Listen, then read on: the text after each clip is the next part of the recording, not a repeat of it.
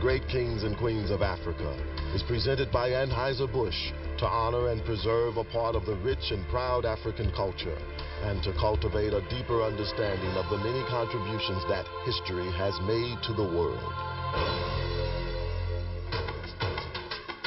Afonso I was the first ruler to modernize Black Africa on a grand scale.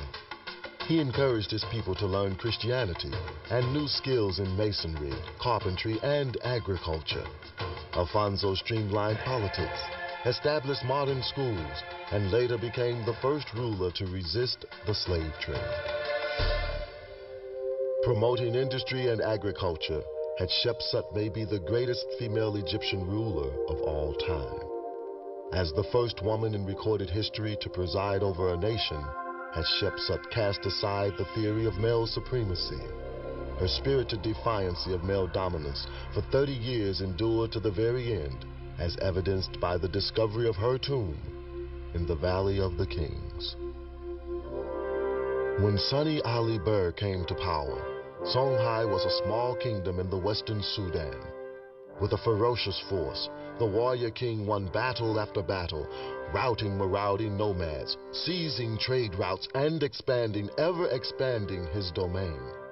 He captured Timbuktu, bringing into the Songhai Empire a major center of commerce, culture, and Muslim scholarship. His greatness is still legendary among the Songhai people today. Askia the Great was a fair and deeply religious man who at times fought established tradition to rule in the best interest of his people. A devout Muslim, he ruled Songhai strictly according to Islamic law. Askia Muhammad Touré united the entire central region of western Sudan with a government that is still revered today. A wise and beautiful woman from Nubia so captured the heart of the pharaoh she changed the course of history. Tai's beauty, intellect, and will so took Pharaoh Amenhotep III. He defied his nation's priest and custom by proclaiming this commoner his great royal spouse. Amenhotep declared that, as he had treated her in life, so should she be depicted in death as his equal. And so the colossal sculpture ordered for their temple thus portrays them as a pair of majestic monarchs, both proud, both noble, both serene. A flamboyant leader and world figure, Mansa managed vast resources to benefit his entire kingdom. In 1324, he led a holy pilgrimage of 72,000 people from Timbuktu to Mecca, over 6,000 miles. So spectacular was this event that Mansa Musa won international prestige for Mali as one of the world's largest and wealthiest empires. A strong leader and military innovator, Shaka is noted for revolutionizing Bantu warfare through standardized weapons and special tactics. Many enemies would flee at the mere sight of Shaka's troops. With cunning and confidence as his tools, Shaka united all tribes in South Africa against colonial rule. For hundreds of years, Nubia and Egypt had been at war. But Nefertari's marriage to King Ramesses II, Pharaoh of Egypt, brought the fighting to an end.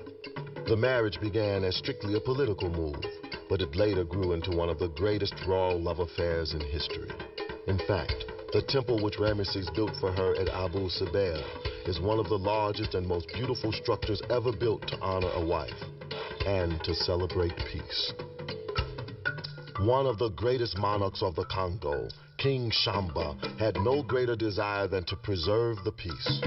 He designed an extremely democratic government featuring a system of checks and balances that represented all Bushango people. Also, Shamba promoted the arts and crafts to their highest level during his reign.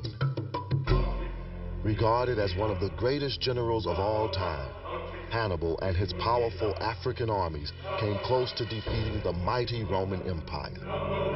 His audacious moves and tactics have been studied and successfully imitated as recently as in World War II. The genius of Hannibal brought Carthage great prosperity and prestige. The identity of the Queen of Sheba has long been debated, but indications are that she was the Ethiopian queen Makeda. According to legend, she was fascinated with the wisdom of the great King Solomon of Israel.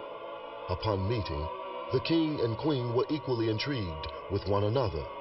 Fondness grew into love, and their union produced history's longest line of royalty descendants. Returning to Ethiopia, Makeda's influence transcends centuries as the Judeo-Christian tradition remains embedded in modern Ethiopia.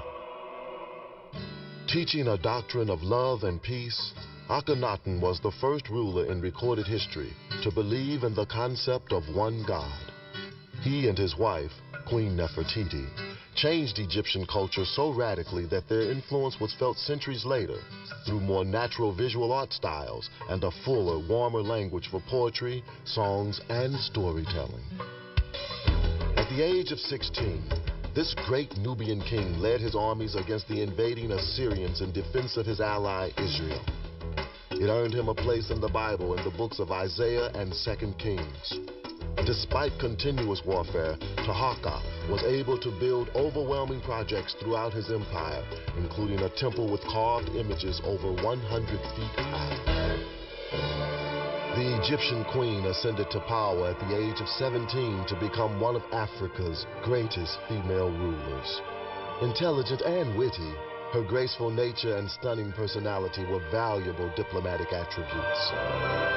Striving to elevate Egypt to world supremacy, Cleopatra persuaded Julius Caesar and Mark Antony to renounce their Roman allegiances to fight on behalf of Egypt. Each, however, met his death before Cleopatra's dreams of conquest were realized. Disheartened, Cleopatra pressed an asp to her breast, ending the life of the world's most celebrated African queen. Osei Tutu was the founder and the first king of the Asante Nation in what is now Ghana. He was able to convince a half a dozen suspicious chiefs to join their states under his leadership. According to legend, this occurred when the golden stool descended from heaven and came to rest on Osei Tutu's knees, signifying his choice by the gods. The kingdom would endure for 2 centuries. Menelik was the overshadowing figure of his time in Africa. He converted a group of independent kingdoms into the strong, stable empire known as the United States of Abyssinia, or Ethiopia.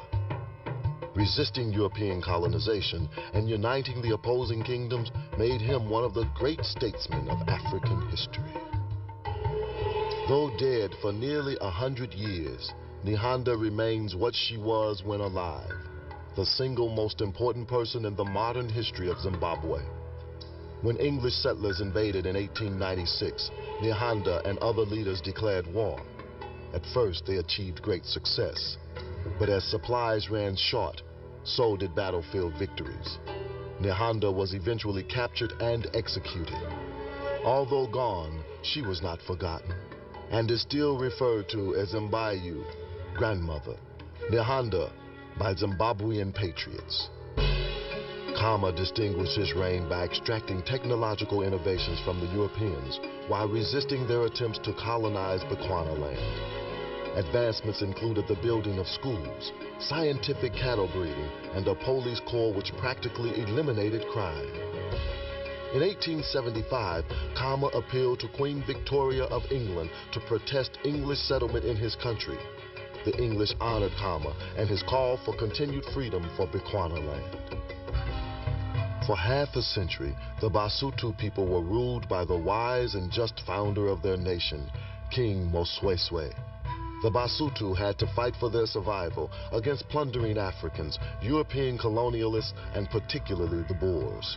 As the relentless Boers were about to annihilate the Basotos, Mosweswe persuaded the British to make Masutu-land a protectorate, a diplomatic coup that helped to assure his nation's survival and to assure Mosweswe a place in African history. Nzinga of Angola was an astute diplomat and an excellent military leader. To arrest the swelling influx of slave-hunting Portuguese, she waged war for nearly 30 years. Because of her quest for freedom and relentless drive to bring peace for her people, Nzinga remains a glimmering symbol of inspiration. Samori launched a conquest to unify West Africa into a single state, spanning 100,000 square miles. In each city, Samori built a mosque, a testimonial of his devotion to Islam. During the 18-year conflict with France, powerful Samori continually frustrated the Europeans. His astute military prowess prompted some of France's greatest commanders to entitle the African monarch the Black Napoleon of the Sudan. The people of Dahomey often referred to their monarch, Behanzin, as the King Shark for his strength and wisdom. Behanzin maintained a strong army to defend his nation's sovereignty, including a division of 5,000 female warriors who were noted for their formidable zeal in battle. A fond lover of the humanities, Behanzin is credited with some of the finest song and poetry ever produced in Dahomey.